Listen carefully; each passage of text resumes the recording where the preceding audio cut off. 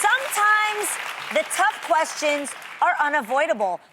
Some family members are just straight up nosy and they're gonna ask anyway. But a great way to avoid conflict is to find out the intention behind the question. Your relatives may not know any better, or they do and they're just rebelling to ask anyway.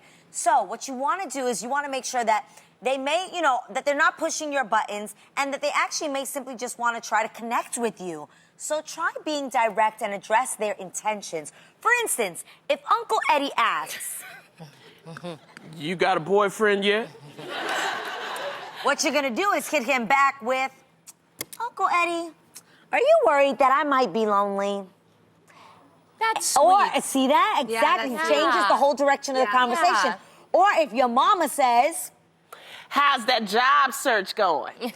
you can reply with, "Aw, Mom, are you concerned that I'm in financial trouble?"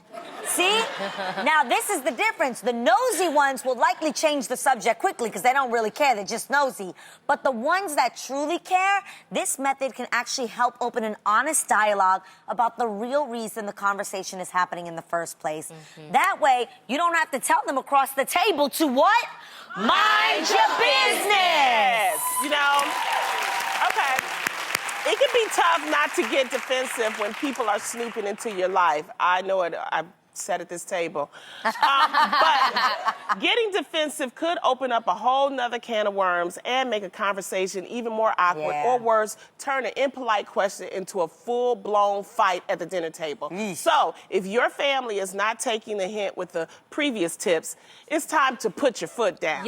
Kindly, of course. Now, if Cousin Carl keeps prying with, "Which way did you vote in the midterm elections?"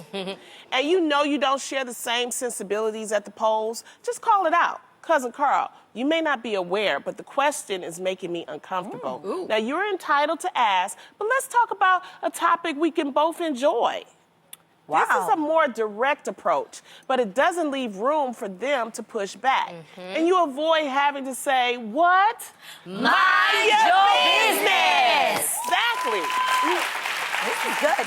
It's good. I like this segment, We're ladies. trying to help y'all. Yes, we're trying to do a good thing here. Some of these topics get me all heated. Got my big hairs all in a munch here. We hope these tips help you navigate this season's dinner discussions. And if not, you can always just tell your family to Mind your business!